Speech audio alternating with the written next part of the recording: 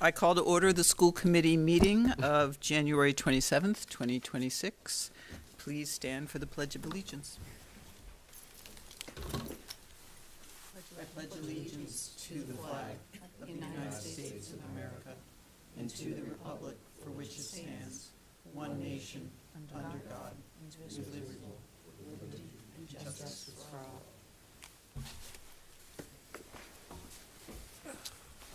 Roll call, please, Ms. Gentner. Kathleen Amaral.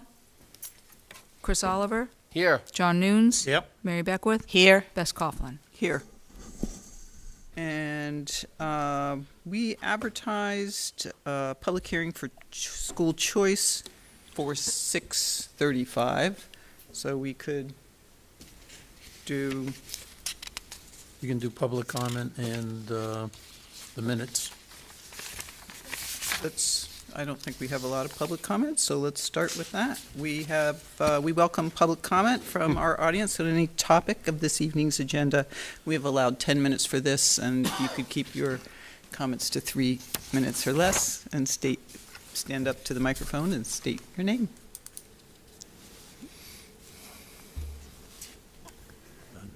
Okay, we seem to be slim on audience tonight. So we will move on to approval of the minutes. So I'm looking for a motion to approve the regular and executive session minutes for our January 12th, 2026. So moved. We're doing just the regular Just right the regular. now? Just Oh. regular. Just the regular. Okay, Gotta just do 'em- regular, You gotta do them separate. regular. I'll second the regular session minutes. Okay, moved by Ms. Beckwith, second by Mr. Oliver. All in favor? Aye. 4.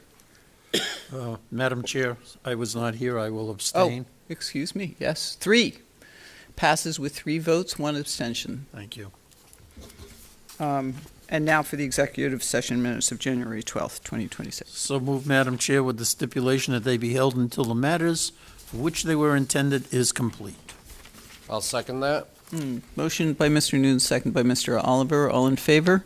Aye. Aye. Madam Chair, I'll abstain. Okay, we have 3 passing and 1 abstention. And now, We're still early. we are still ahead of time. And I'm guessing that we are not having a student representative tonight You're guessing correctly. because there was no There was school. no school. Um,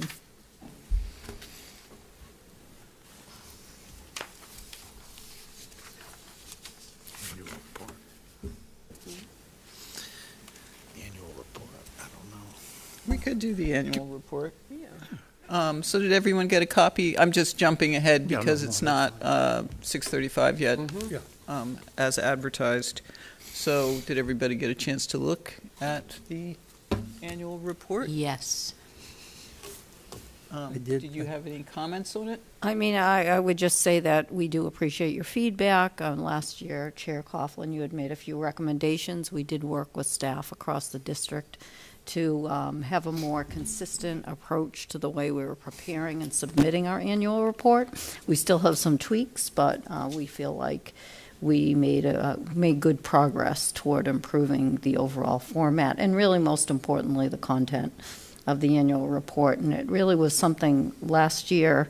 I remember having the opportunity to share the annual report with some members of the Finance Committee and Select Board, who I know have access to it, but we deliberately or explicitly shared it with them because they were looking for information regarding data and what kind of data points we were using in informing our budget. And we got really positive feedback from having that document ready to share with others. So I think that's a great public document, and we'll put it up on our website, and I know the town will also publish it, but we'll also make a point to have it on the school department's website. I will say that I have seen improvements over the report in the Thank previous you. 3 years, and I appreciate the improvement. Thank you. Looking forward to more. Anybody have any questions or thoughts about it before we? It was excellent. Agreed. Very thorough. Good. So we need to vote on that. Do we need a motion to vote? Yeah. Yeah. Madam Chair, will make a motion that we approve the annual report for the school year 2025, I'm sorry, for calendar year 2025, as presented. Second. Okay, motion by Mr. Noon, second by Ms. Beckwith. All in favor? Aye. So we have 4 in favor. So it passes. Thank you very much. And now I would like to open the public hearing for school choice for the 2026-2027 school year. Do we have anyone in the audience who would be interested in making comments on school choice, pro or con? Again, we don't seem to have public participation this evening. Would you, Dr. Saber McGuire, like to make any comments about school choice before we? I would just say, I think that we know that school choice is something that is of great benefit to our school community for lots of different reasons. But certainly, we have and welcome students from other communities that are interested in what Dartmouth Public Schools has to offer into our high school. Currently, we have 105 students who are part of our school choice program, and I know we've had a couple of phone calls just recently. I think there were a couple maybe today of people inquiring when the window was going to open. And I think it's something that we should really promote and welcome others into, other students from other communities that are interested, again, in what Dartmouth has to offer. That's a real positive for the school community. And the high school staff and certainly the school leadership here will tell you that. And so I definitely, from my perspective as superintendent, it's all been positive for us as a school community. And I realized that I just jumped the discussion and vote up, but it seems to make sense to me, so sorry. It's okay. We can go back to it. We can come down to it. Do you want to come back to it? Yeah. Okay, Yeah, we can come back to it. all right. So we will, Madam Chair, make a motion, we close the school choice public hearing. I'll second that. oh, very good. Motion by Mr. Noon, seconded by Mr. Oliver. All in favor? Aye. 4. And now we have the student representative report. Oh, no, excuse me, we have the spotlight on kids. And So- that's, yes. You want me to enter? Okay, so I'm going to invite Stephanie Riccardi up to the microphone. As you know, we introduced Stephanie to the Dartmouth school community last year, and I think she started with us last January. This is her first time before you presenting a spotlight on the Cushman school, but I'll just say before Stephanie even starts that she has been doing a phenomenal job over at the Cushman school, and I feel like Dartmouth is really lucky to have her. Very committed, and she certainly created or has contributed to creating the Cushman, the climate and culture at the Cushman school, where I believe that we have a wonderful school community. It dawned on me that it was exactly a year ago that I was before you all, accepting the new position. The year flew by, but it's been a great ride. So thank you for having me here. As I was preparing for this spotlight on Cushman School, I realized that Cushman hadn't been highlighted in this way for a couple of years. So I'm happy and honored to be here to reintroduce the school to you because a lot has changed. So there are wonderful things happening with Dartmouth's youngest learners over at the Cushman School.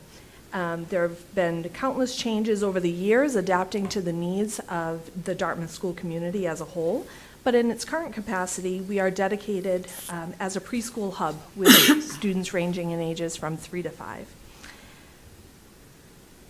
I wish I could take you each on a personal tour of Cushman because there are no words that can replicate the energy of our little learners in action. It's a vibe you really have to experience firsthand. So to introduce you all, oh, I heard there was going to be sound, but I don't hear it. Help, please. Let's try again. Welcome to Cushman! There we go. Some very excited little ones in our pre-K 4 class.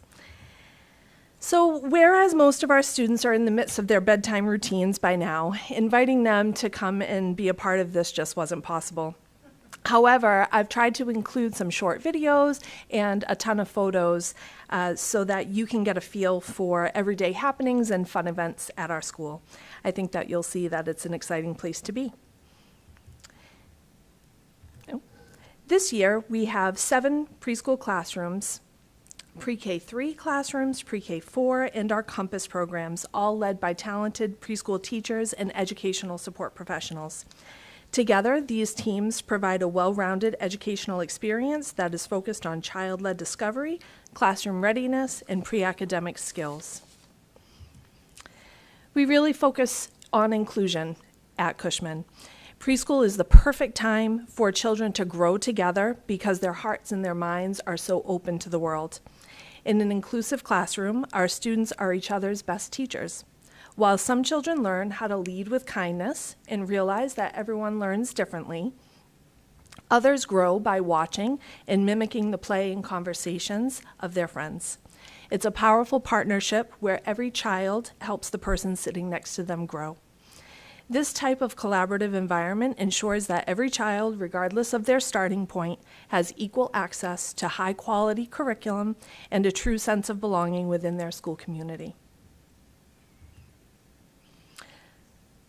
For the preschool age group, the rate of development and growth is staggering. At this age, it's less of a steady climb and more of a developmental explosion of language and learning.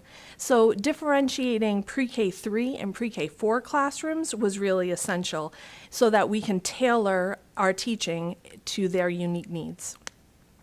Our preschool 3 classrooms are truly the first steps in education. Naturally, the focus here is to develop a nurturing environment that establishes a love of learning. There's a heavy emphasis on practicing school routines, such as setting up your cubby, sitting at the rub for morning circle, playing and sharing toys with classmates, or having a snack with a friend at the same table without stealing all their crackers. That being said, there's definitely a lot of learning going on as well, as evidenced by the carefully selected curriculum programs and activities that they encounter daily.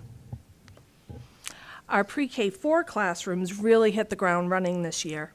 Given the exposure in their previous years, our students were primed and ready for learning to begin. It was truly amazing to see how quickly they got in the groove. In these classrooms, the teachers are diving deeper into curriculum and providing all of the essential building blocks that they will need to succeed in kindergarten. Our Compass classroom was also a new addition this year.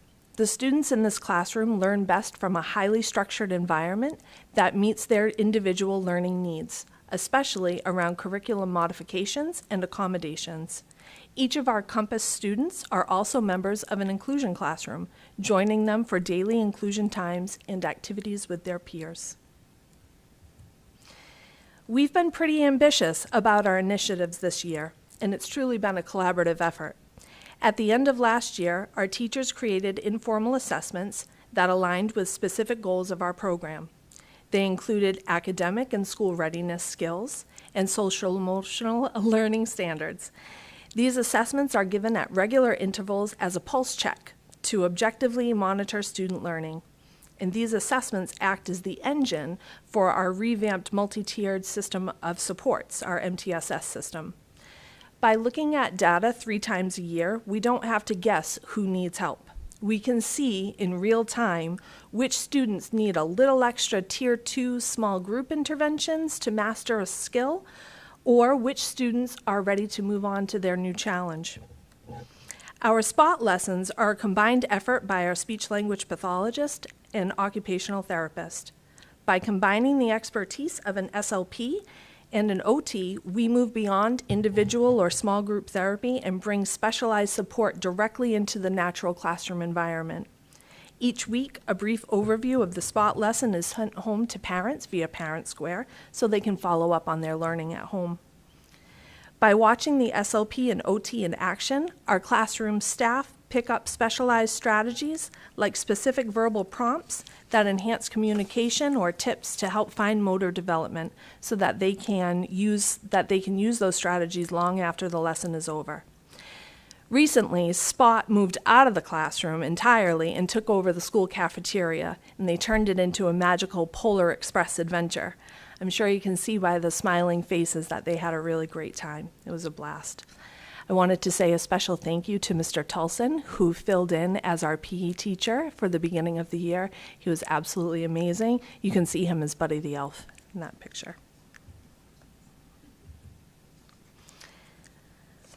Cushman has had many opportunities to work collaboratively with families and community partners so far this year. Our students are so blessed to have a caring and generous community invested in their learning. After a 6-year hiatus, Pre-K 4 students are back at Southworth Library for their bi-weekly library time. What a unique opportunity to be able to access this community resource right next door to our school. These mini field trips provide an opportunity for students to take their learning beyond the Cushman walls. Miss Christie and Mr. Walsh are an amazing duo. I really can't rave enough about our recent collaboration with Master Lee Taekwondo. This past fall, Master Shannon, pictured there, and her crew donated 4 30-minute lessons to our students. These engaging lessons used martial arts activities to instill life skills such as respect, active listening, character building, self-confidence, and self-regulation. This 4-week session culminated in a Little Dragon graduation ceremony that was attended by over 80 family members and 2 of our very own school committee members. Thank you to Ms. Coughlin and Ms. Beckwith for joining us for such a special event. It was really a lot of fun. Young Athletes Day was another successful collaboration, this time between 2 Dartmouth school communities, Dartmouth High's Unified Sports Program and our Cushman students. Mr. Capello designed an amazing day for our little ones, full of age-appropriate and fun activities that was a real hit with our students. Even beyond the activities, though, I think the yellow school bus was the highlight of the day. We heard about that for weeks to come. I included the Shade Talk giving an overview from the high school's perspective because I thought it was a really nice culmination of these 2 worlds colliding in the best way.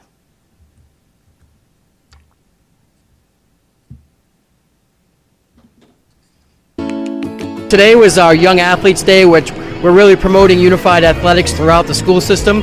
So we have it at every level, so this is our attempt at the preschool level, went off really well. So Mr. Freitz's class, which is a unified PE class, they helped put this together as well as a unified basketball team. So it's just a day of movement, a day of inclusion. We just wrapped up Young Athletes Day here at Dartmouth High School, where we had our preschool students here doing a variety of activities, and it was a fabulous morning. The high school students really stepped up to support our youngest learners who were very engaged in all the activities. So thank you to everyone involved in making this happen. I'm Mr. Shea. I'm here at Young Athletes Day. I have Joe with me. Joe, how was your day? Good. What were you doing at Young Athletes Day? Help little kids. What'd you help them with? What sport? Basketball. Yeah, were you a big help? Yes. Alexis, what were you doing? I was doing basketball. Nice. How was that? It was really good. It was really fun? Yeah. Selena, what were you doing? I was doing volleyball. Today went amazing because everyone was very included and everyone had a bunch of fun. And all the kids were good and yeah. What was it like working with the younger kids? It was amazing. I really enjoyed it and I know Brayden did too. We got a lot of high fives today, which is amazing, which is great.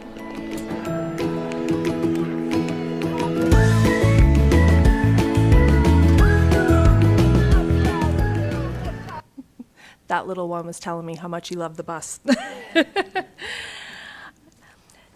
Cushman has been a Feinstein Leadership School for the past few years. This foundation has been wonderful about providing our students with opportunities to get involved in the community, as well as providing monetary donations for school-wide initiatives.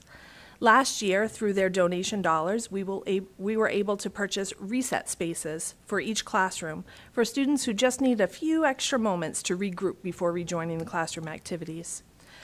Over the holiday season, they donated $1,000 to help to be used to help families in need. And just this month, our students were provided with complimentary admission to the Providence Children's Museum. It's been a really great collaboration, and we're happy to be a part of their network.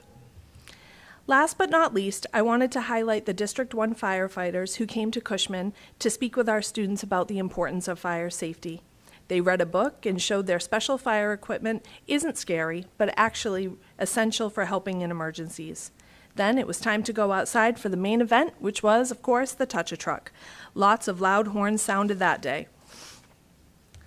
So that's a lot of talking on my part, but I wanted to end by having the students say a little something on their own.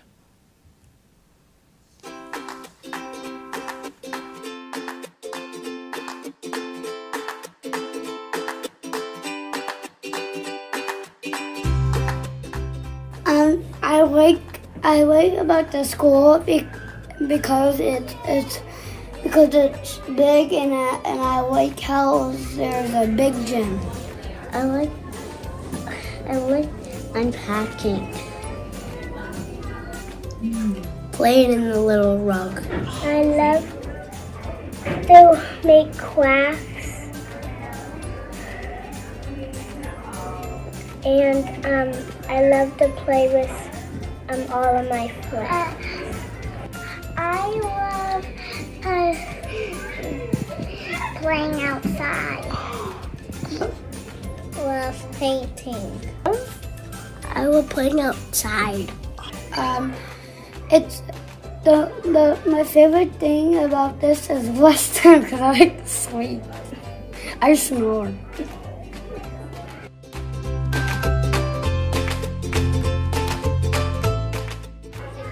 I like learning about playing hotels.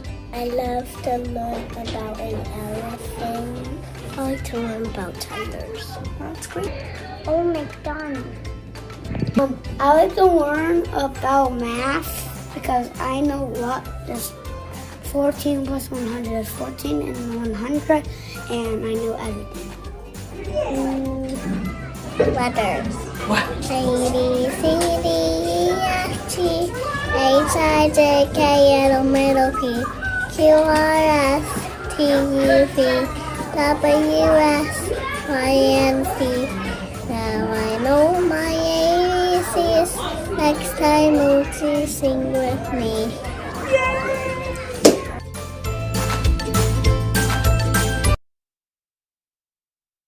Alrighty. Well, thank you so much for your time. Do you Thank have any you. questions for me, or?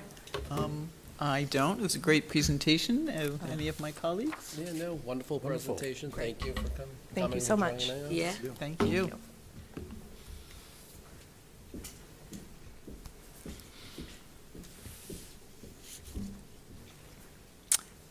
I'm just checking to make sure I got the right box there. So next up is the discussion about school choice, I do believe. So,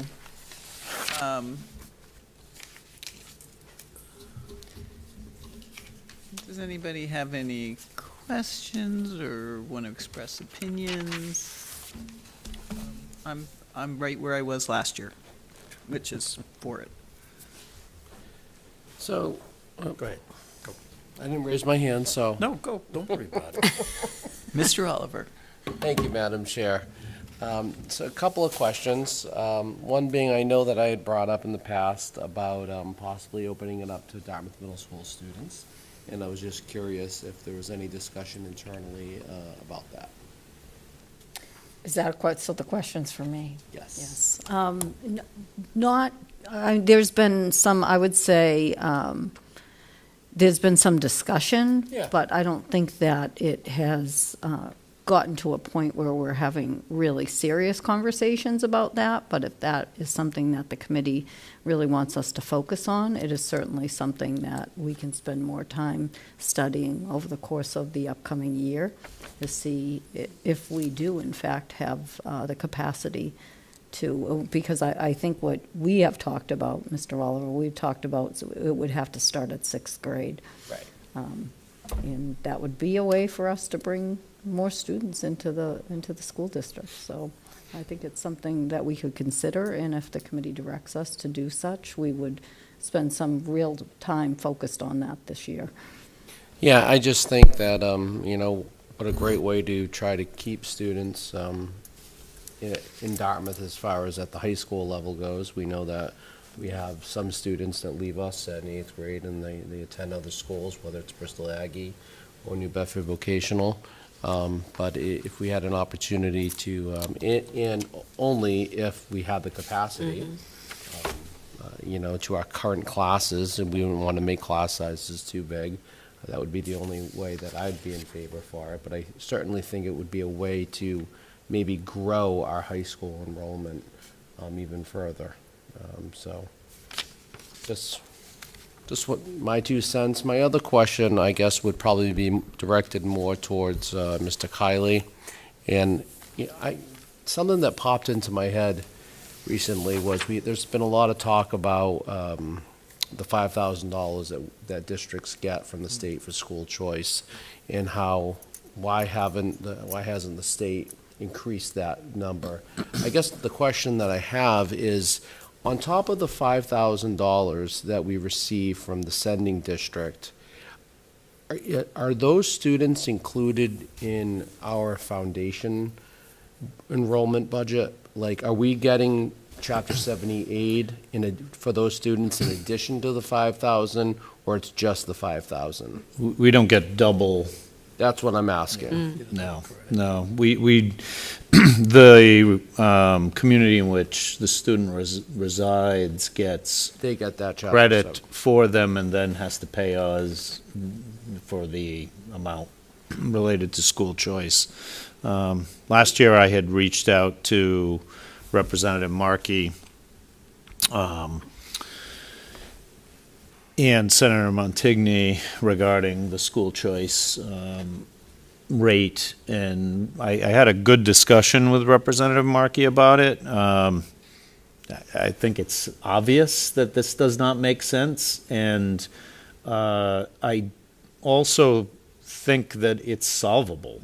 Like, it's not going to require any additional state funding to change the rate, because all it is coming from another community. It's not coming from the state. And clearly the cost of educating a student, has increased since this was established 25 years ago. So, the hope would be, actually more than 25 years ago, but the hope would be that they address it at some point, but I don't think it's high on the priority list. So just for the public to be aware of, and, I think maybe some board members, how does charter school reimbursements work? So if we have a child, a Dartmouth student that is one of ours, and we're sending them, maybe they're going to any charter school, how does that funding mechanism work? Yeah, it's through state aid on the cherry sheet. So it's a little different. There's no money exchanged similarly to school choice, where you would have funds available to expend. That's not the case. So it's on the cherry sheet, which I believe, which was just published based on the governor's budget, and I can probably tell you what the impact of charter schools is if you give me about, it's safe about to say 30 that seconds. It's more than the $5,000 that we receive? Yes. Yes, it is. Let's see.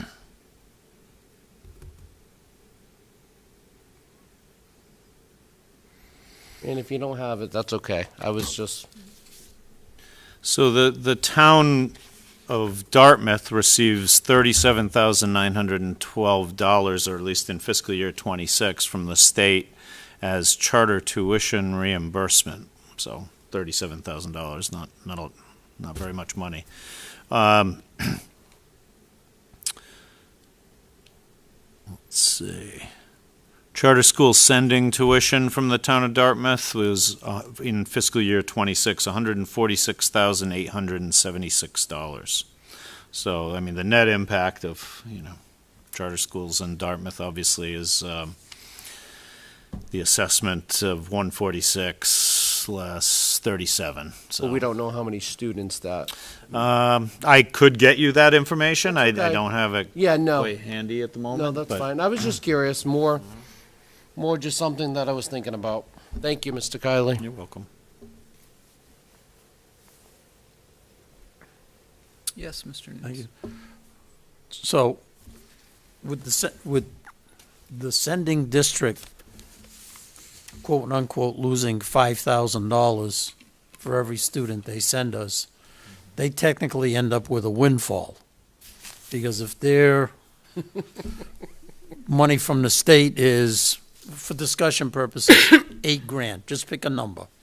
They pick up $3,000 per student that is theirs to use, type Well, of deal. and some communities, for instance, New Bedford, who I believe, we have 48, I believe, students here from New Bedford. Obviously, their state aid is a lot more, right? significantly Yeah, more. but I mean, and again, I was just using that as a for instance, that type of deal, so that is good. Another question I have, and I apologize, I just ran into too many things today with the weather and such, but for FY '26, as I look at this, the spreadsheet, we had $1.4 million that we voted on, as part of our budget type of deal. How does that stack up roughly a little over just about halfway through the school year? Is that an on-target number, give or take? Yes, I mean, there are some things that are still in the works and Sure. have not been expended at this point. Right, no, but I mean, we're at that number's on target. Mm-hmm. Okay, thank you. No, that was the only question I have. Madam Chair, my vote won't change from previous years. Not surprised. Big surprise. My vote doesn't change either, but I do have two questions. One is, how are the applications reviewed for school choice, for students that are seeking school choice? Well, we use a lottery, so Okay. it's randomized. Okay. And the second question is, if we wanted you to look at, could we do it in the middle school, what would you need from us as a request to do that? You would just need to, I don't think it would be a vote, I think you could just collectively say, we'd like you to explore the possibility of adding middle school choice to the middle school level. I would like to explore it. I agree with Chris. Yeah, I would like to know at the minimum if there were empty seats without increasing class size too much. I mean, like with a reasonable class So size. we can talk about that in our central office leadership team, and obviously with middle school leadership, and come up with a timeline for you to give you a report at a That'd be future great. school committee meeting. Yeah.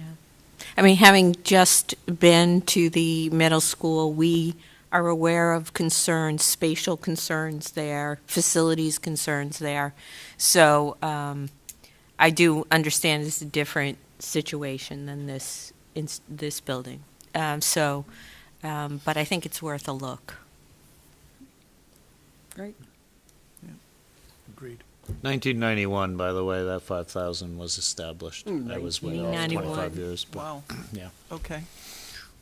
Costs haven't That was a gone lot up. of money Can you back then. imagine? Yeah. No. My, Second year on the committee. Yes. my only other question would be, what are we looking, to take in again this year for our freshman class? Well, Or then what's the go target? ahead. What's the target In for? the 30s. Okay. right now we have 28, so. Okay. Okay. But we do usually go for a few more because inevitably what happens is a few students might change their mind before the start of school. And in that case, we will, again, do a randomized lottery until we've exhausted the list, if we exhaust the list. But we do work toward filling just about 35 seats. Okay.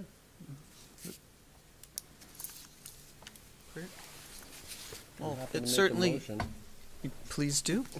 unless you have something else. I was just going to say, it certainly, it's a nice source of extra cash. It is as much as, and again, as I've said, my vote is Yep. fundamental, nothing against the students, that type of deal, against the program. But it's a darn good thing that we've had it, Yep. because we would have been in Yeah. Right. trouble. And we still need it. We still need it. All right, I will entertain a motion to, So I'll make a motion, Madam Chair, that we accept school choice students for the 26-27 school year. Second.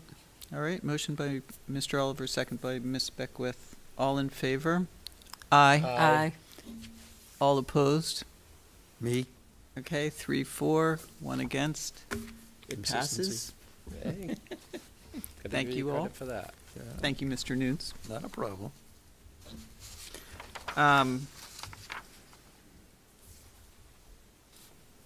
Now where are we? School calendar. School calendar. All right, everybody got the school calendar in their their packet, Yeah. and that seemed pretty straightforward to me. I did not have an issue with it. Is there any questions or? Yes, Mr. Oliver. I'm just gonna put a word out there for considering that, where is it? That December 23rd is a no-school day. I've heard from some parents and from teachers that it's really difficult to compete with Santa Claus and how much learning is really going on the 23rd. And I think for our staff, I think that provides some time for them if they're traveling. I don't see, personally, I think it's not worth having school on the 23rd. But that would be it. That's just my humble opinion. December 23rd, which is also my birthday. Oh. Oh. It is. Which is also, which should be a holiday. Now the truth comes out. There's no doubt about it. Holiday. So where would you make that up, Chris? It would make, it. would become June, correct me if I'm wrong, it would become June 17th. Okay. Correct. Yeah, And that's still, obviously there's snow days that factor in, but that's still, Yeah. if it were to extend that one day to the following week, I wouldn't be for it, but. Yeah. And we still got the good old Juneteenth anyway, so. That would be my only recommendation. can- Other than that, these calendars are difficult, so good job to, Yep. kudos to, if it's Kate or. Well, Kate does a lot of work on certainly I can, making. I can absolutely agree with you, Chris. Again, I heard from a few, it's like, no, I'm not, there's nothing going on, my child's not going to school today. I'm leaving, that type of deal, so. And what are the Well, arguments I mean, for? I wouldn't say it's an keeping half argument, day? but it's something, whatever the committee decides upon. But one thing that I would bring to your attention is we are starting later this year than we normally do, at least when I say we, this is my third year looking at this calendar. It's a late Labor Day. It's a late Labor Day, so teachers come back on the 31st, and we welcome students back September 2nd. So I do worry about that, and I think we've been really lucky the past few years in not dealing with the elements associated with weather. And so I would just ask you to think about that. But again, I mean, if we decide, or if the committee decides the 23rd, we can easily make that work. That would be the one thing that I would just bring to your attention. Sure. So you're saying, Chris, you would want a full day on the 22nd? Full day on the 22nd with no school on the 23rd. I think that's, you know, for staff and for families, I think that provides some cushion there, because working. And then would you make it a full day on June 16th, or? I wouldn't touch anything other than pushing it back a day. That would make the 16th a full day. Right, the last day That would has make- to be a half day. Right. Has But to that be. would make the 16th a full day. Agreed. And the 17th would be a half day? Yep.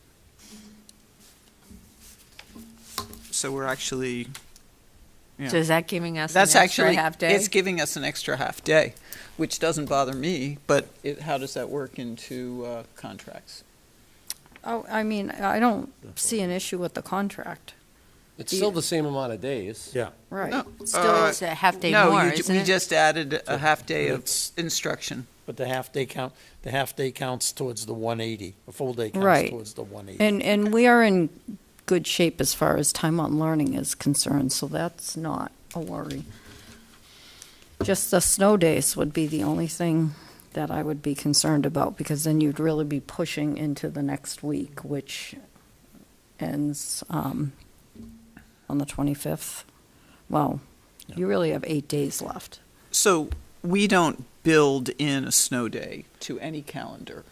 We just put it on the back end. Right, like we know, you can see the calendar there, see where it says 6/17 Yeah. through 24, which are your snow cancellation days if needed. So basically, all school calendars build in 5 snow days. That's just sort of a standard practice. And so that would, if in fact we did have 5 snow days, that would have us out on the 25th. Because June 18th would be a day off, correct? June 18th would be a day off. It's For Juneteenth. Juneteenth. Because it's the 19th, it'd be celebrated on a Friday. Right, so Saturday becomes the Friday. any snow day would put us into That following week. the following week. Which good. Especially if you have one, you know. Toss a coin. I mean, if we had this winter, next winter. Huh? Yeah. I'm good. I just think it would buy some goodwill with the families in town. I don't know, yeah. But I'm only one vote, so. No, I agree, Chris. I can. I'm good, I'm good with that, the 20. With. With what? So I will also, Using, you know, making the 22nd a full day, and that be the last day before Christmas vacation. Okay. so I also say that most people don't get December 23rd off, like out in the working world. So if you're a parent, you do have to make accommodations for your children Yeah. being home that you wouldn't necessarily do. And it's a half day anyway. Yeah. Yeah. So you're still making accommodations. I'm kind of 6 1/2 dozen I- of the other on this.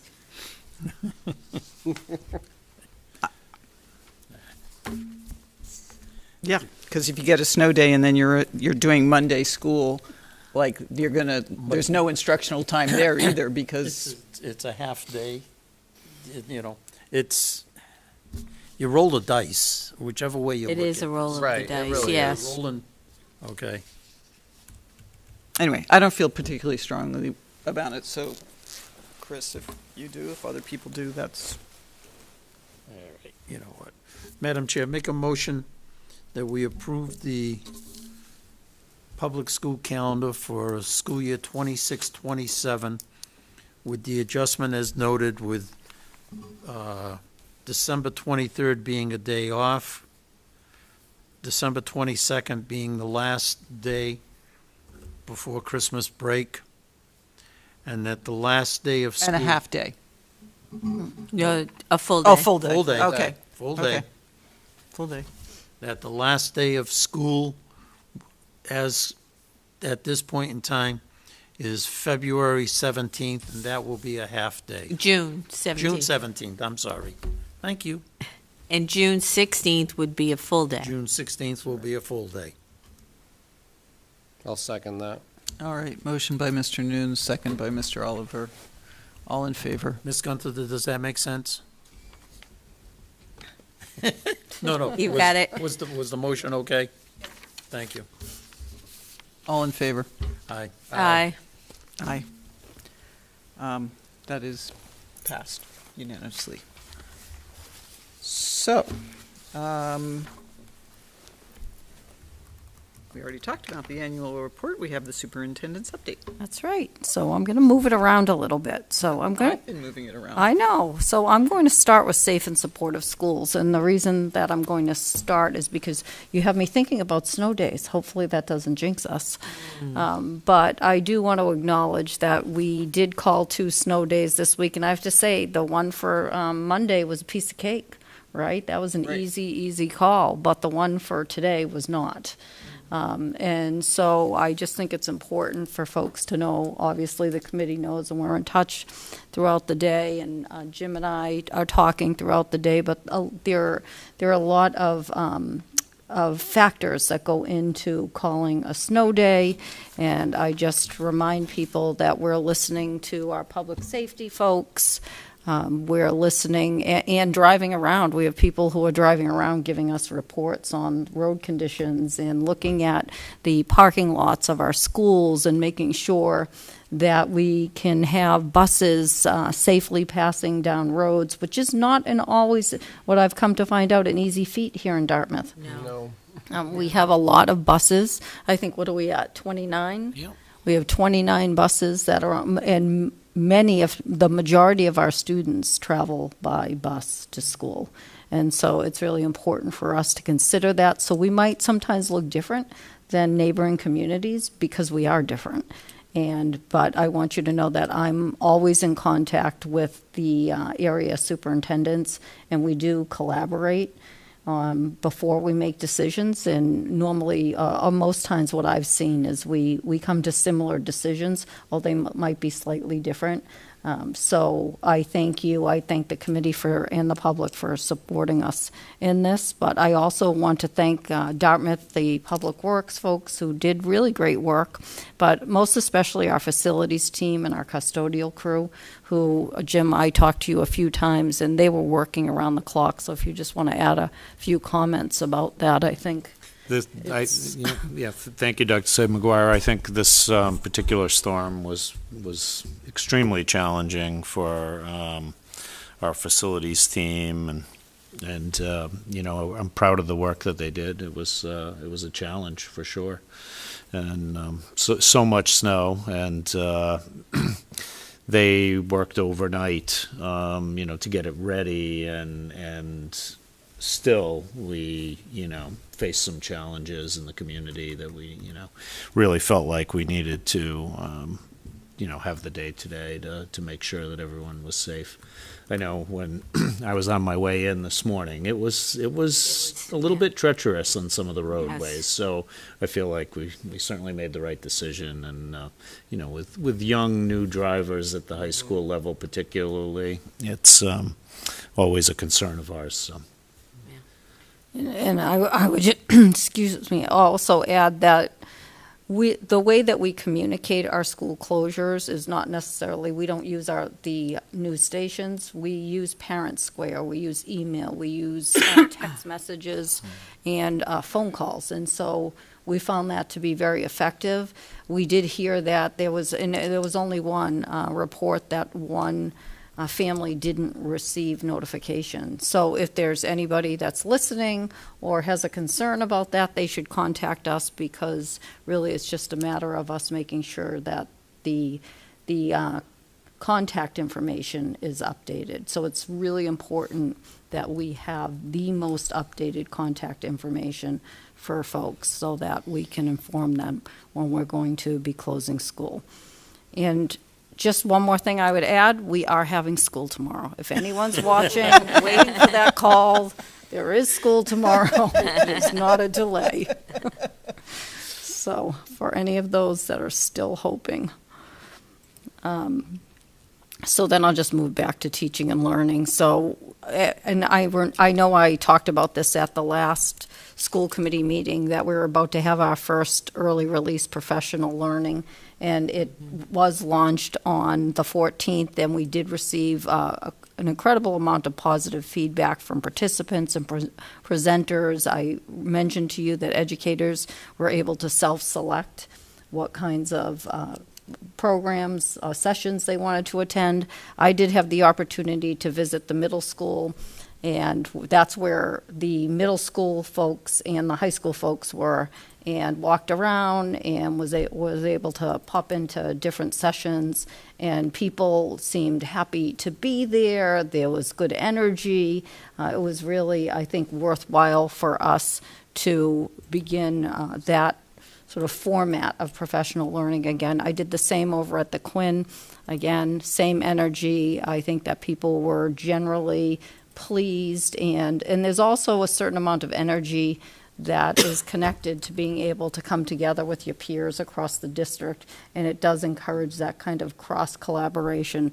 So I thank Katie Paveo and Dr. Thibault for the work that they did in organizing that. But the other thing that I'd mention, and I think, is that the folks that were out there presenting, because the presenters in 80% of our professional learning strands were our own staff. And so that gives faculty, that gives our staff an opportunity to be able to showcase their own expertise. And that's the kind of thing that you want to do around building teacher expertise and giving teacher voice to the professional learning that takes place in the district. So really successful, and I'm looking forward. I think we have, the next one is already just next week, February 3rd. So at the elementary level, curriculum teams have been meeting over the past 2 weeks. Remember, this is work that's part of our strategic plan, part of our curriculum cycle, and this is all about that commitment to rigor and coherence across grade levels and across schools. And we're seeing it. So when we're visiting schools right now at the elementary level, and we might walk into a second grade at the DeMello School, we're walking into a second grade at the Quinn School and a second grade at the Potter School, and that coherence is something that you can readily see. And we are hearing, the feedback that we're getting is that it's had such an incredibly positive influence on teaching and learning. And at the same time, you're implementing a new resource, and there are going to be growing pains that are attached to that. And I do want to say that I see Mrs. Paveo out there day in and day out, meeting with staff, meeting with teams, meeting with coaches, meeting with principals, getting feedback, and making sure that we're being responsive to what we're hearing from the field. At the elementary and level, the middle school assessments, middle year assessments are underway. In case you don't know it, we're at the midpoint of the year, which is, I think, pretty incredible how quickly this year is going by, but this is important. You heard Stephanie Riccardi earlier talk about data and how important data is into knowing how, for teachers, not knowing how, but knowing how and when to be responsive to student learning. So that is something that we're committed to this year, and CKLA has really lent itself to us being able to look at data consistently across the school district in a way that, at least, again, in the 2.5 years I've been here, we haven't been able to do. So that really allows us to gauge student learning in a way that is, I believe, next year when we come to you and talk to you about student learning outcomes, we'll be able to present that to you. So also I'd mention that pre-K registration is going to be open February 2nd through March 20th, and applications will be due by March 20th, and that's, remember, for for students to be included in the lottery. Those aren't the students who we're going through the special education identification process with. Kindergarten registration will be open on February 9th. Information will be sent to families. You'll see that out in Dartmouth Week. We'll advertise if we haven't already.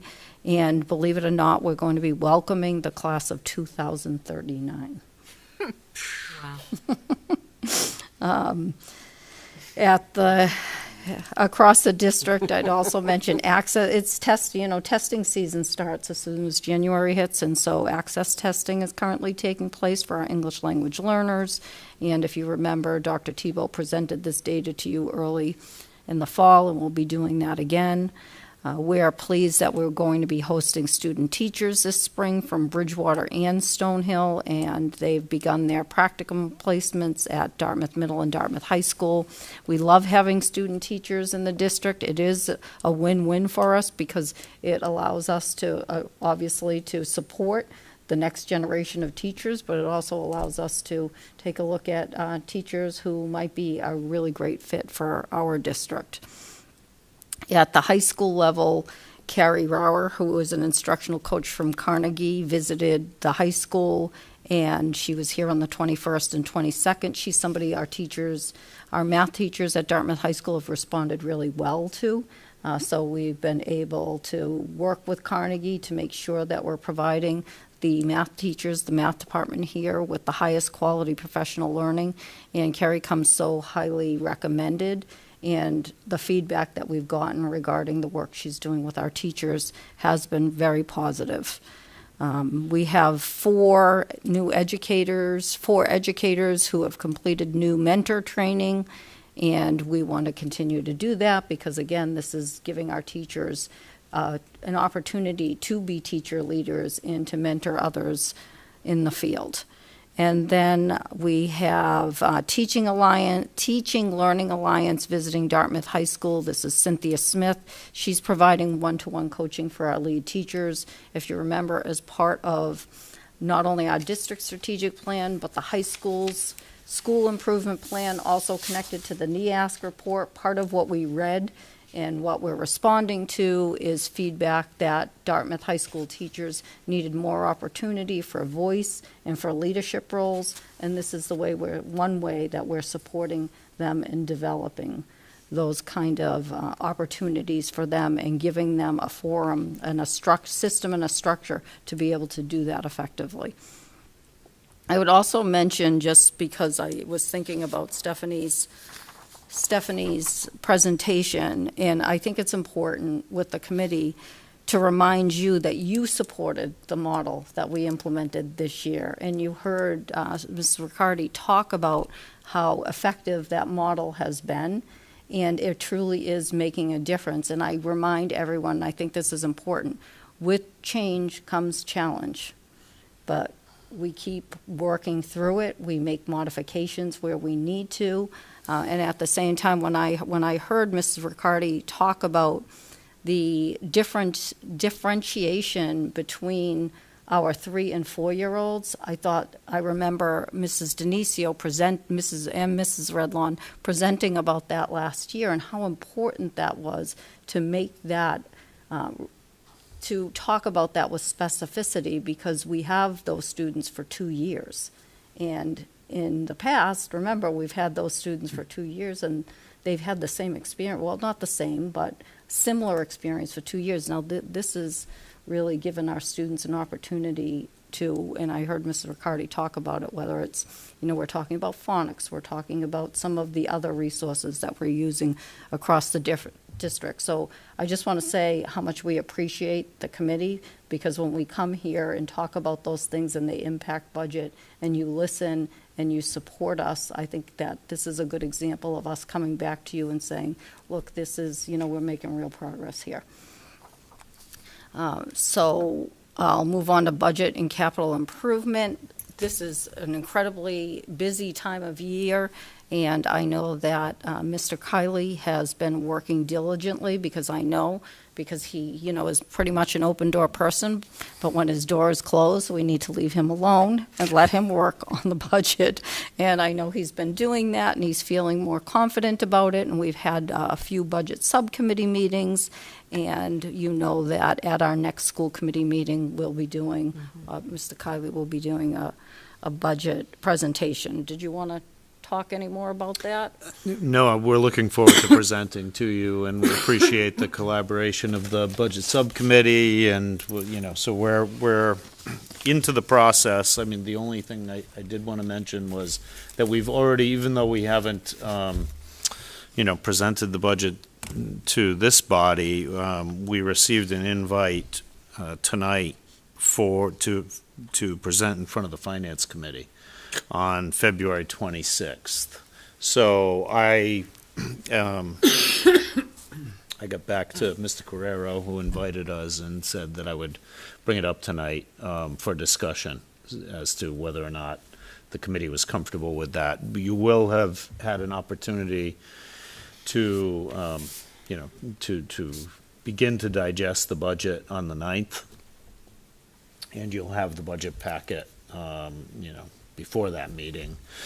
But, it's up to you whether you think that the 26th is an appropriate time to bring that to the Finance Committee. They do have a limited number of meetings available, so I guess we've got to consider that. What does the subcommittee Quick- think? Go ahead, Mr. Nunes. Okay. As I look at my calendar, somebody correct me if I'm wrong, because I usually am, but we only have one meeting in February, which is February 9th. Right. So that, I was just looking at, I was going to say the 26th works, but Right, we don't have another meeting until March 2nd. March 2nd. I mean, I hate to be, is there any way they can push it off, March 12th, March 19th, that type of deal. And again, I understand they've only got limited time, but that only gives us one meeting, and then we don't have a chance to come back and something has changed, or we've asked for changes, type of deal. I believe they're meeting on Thursdays. I don't know. Yeah. I don't know if March 5th is a possibility. I mean, I can inquire. Yeah, I mean, that's I my only. just got the invite tonight. And I got that. I totally understand that, but that's my 2 cents on that. Okay. I would agree. I think give us some more time. Okay, I will ask about that. Yeah, I know.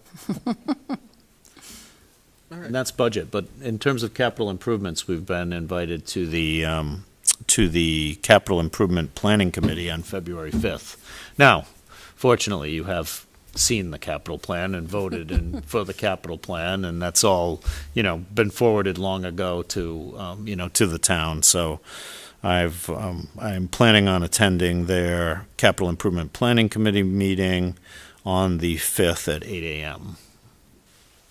My next item on my update, no, that's okay, it segues. I was actually going to throw it to you, is to talk a little bit about the facility site tours that we did, because it relates to your topic.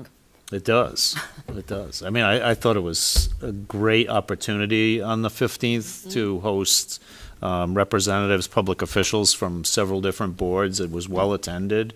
I was going to ask, was it a good amount of people? Yes, it was. Yeah, it was. We had 2 good-sized groups for the tours, and we really, I think the feedback we got was excellent. It was a bit of an eye-opener, I think, for a lot of folks who expressed that they don't typically go anywhere past the auditoriums in this building and in Dartmouth Middle School, and I think they better recognize the challenges that we're facing in both cases, including in this building, which is our newest building. Yes, yeah. So I thought it was a great opportunity. Yeah. I'm so glad that Dr. Sabe McGuire led the way putting it together. Thank you. But we were really pleased with the number of folks who showed up and really the cross-section of people. There were people there from, Cody Haddad was there, Gary. We had select board members, finance committee, capital improvement, long-term capital improvement. Am I missing anyone? And I also want to thank our school leaders who did a really great job in setting up and organizing for our school committee, I should say. It just goes without saying. But I thought it was a really positive opportunity to showcase and to demonstrate why we're asking for what we're asking. And then we also have MSBA roof project moving forward. I know, Jim, if you want to do a quick, I'm sorry, I keep throwing it to you. That's but okay. I could do it, but. No, that's okay. So in terms of the roof project, I did speak with a MSBA representative today who indicated that we should be hearing soon from our project coordinator, who's going to be appointed by MSBA. And then they'll they'll appoint us a owner's project manager, and we'll get going on this feasibility study. So we're anxious to do that, and then the core program. And then the core program. It's all happening in the next couple of months. Yeah. Yeah, so I just attended a meeting with MSBA today regarding the core program, statement of interest, submissions. So that's starting up, and I've got to get you folks something, a statement of interest for your consideration sometime in the near future. As soon as I get done with the budget, I'm going to work on that. In your spare time. And so I'd also mention that we've recently appointed Jessica Brittingham, who's the instructional technology coach here at Dartmouth High School, to the role of the communications person. If you remember, we talked about that stipended position. It was in our budget last year, or this year. We're excited to bring her on board. We've already sat down and had an opportunity to talk with her, and she has real vision for the way that she can use the website to, what we've always said is we want it to be a dynamic website that parents, family members, and students and community members can go to, and that they can get the information that they're looking for. I would also mention, just because it just came to me, at our facilities tour, we had a video that highlighted some of the things that are going on, students and activities going on here at the high school. I want to thank Rob Parati because he put that together in, I want to say, the blink of an eye. And the students, he will give credit to the students, and I'm sure they deserve that credit. But he put it together pretty quickly, and he led the way for us, and it was really impactful. And so those are the kinds of things that I mean, like that needs to be up on our website. And so when you go to the Dartmouth High School website, you can just see the link to that video. Absolutely. So that is something that we're working on. We have a communications team that's about to start meeting, and that, again, is another example how we're working toward meeting the goals of our strategic plan. And that is the report. Thank you. Thank you. Thank you very much. And I have nothing to add. Does anybody have? Yes, Mr. Nunes. Good. Chris? No, I do not. No, okay. Just a couple of things. Dr. Saban McGuire, you were talking about, the tough decision to cancel school today and that, and, you came out yesterday and said, it was going to be canceled on the notification and such. And then last night we get another 2 inches of snow, which just really, kind of threw a monkey wrench into everything. It would have, so great call. Thank personally. you so much. I appreciate that. No doubt about it. The Standard Times over the past couple of weeks, they're starting to recognize their fall athletes, and we've been fortunate enough. One of our seniors on the field hockey is the student athlete of the year for field hockey, and the one this morning in boys soccer. So we've picked up, those two nice awards. So, congratulations to them. Mr. Kiley talked about the cleaning. that the maintenance and custodians and everybody has done, and my compliments to that. I've been by a couple of the schools and errands I've run today, so thank you for that. On the band side, and I can talk about this further on as we get into it, but March 14th is going to be our indoor home show, our NESBA home show. I don't have much detail, too much in details at this point, but I know it'll be our JV and varsity color guards, on first per se, and then percussion later on in the afternoon and evening. And with that, our color guard is scheduled to start this weekend. They've got their annual NESBA evaluation that all the groups go to, just see how they're doing and get feedback from the judges. So that's up in Salem. So they're headed there this weekend. So away we go. And that's all I have. Thank you. Terrific, thank you. Anybody else? No. We're good. Well, our next regular meeting of the school committee is scheduled for Monday, February 9th, 2026 at 6 p.m. here in the Dartmouth High School Media Center. A motion to adjourn? Motion to adjourn? Second. Motion by Mr. Noon, second by Ms. Beckwith. All in favor? Aye. Aye. It is. We are adjourned. Thank you all. Thank you. Thank you.